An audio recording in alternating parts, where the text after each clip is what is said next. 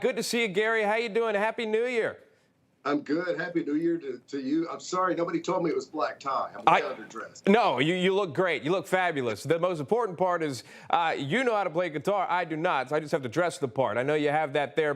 And I want to ask you to play something if you can. Before you do that, though, I want to ask you about New Year's Eve. So many people are watching right now, and they're in this hopeful mood, right? They want things to be better in this new year, and it is a brand new time to start a whole new you if you want to. How are you celebrating New Year's Eve? Do you have any resolutions? What are you looking forward to most coming into 2022, Gary?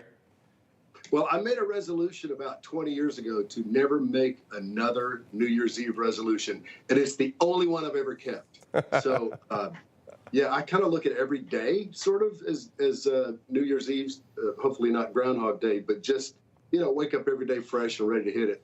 And if you actually do that and thank God for his mercy first thing every morning, blaze on. Just blaze on. I guarantee you he's got an amazing life for you. It may not all feel great, but it can be great if you just trust him. Amen. Amen. Yeah, that's a big point here.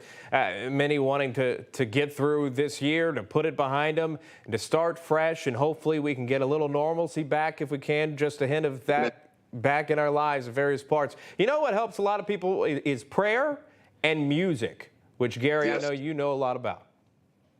Yeah, this particular song that I'd like to do like a verse and a chorus for you, it's a song called Tennessee Christmas. I wrote it years and years and years ago with my then wife, and millions of people have heard it. It sold millions and millions of records, thank God. But I sing it every Christmas a lot. And the first time I sang it this year, I got to the second verse and I just couldn't do it. I couldn't. Basically, first verse is, hey, it's snowing in Colorado, we should go. First chorus, no, let's stay in Tennessee. Second verse, it's nice and warm out in California, we should go. I started singing it, and it was like, no, I'm in my neighborhood. I'm surrounded by people that moved here because the second verse of Tennessee Christmas is currently a lie. So I rewrote it, and I'm going to sing that version if you don't mind. All right, let's do it. This is Tennessee Christmas by Gary Chapman. Every now and then I get a wandering urge to see. Florida is calling, maybe Christmas Beach for me. No mask required, no one gets fired. The Santa's Claus waits there for me. Sure sounds exciting, awfully inviting. Still, I think I'm gonna keep another tender Tennessee Christmas, the only Christmas for me, where the love circles around us like the gifts around our tree. I'm sure it's warm on the beach, margarita in reach, and the kids are running free.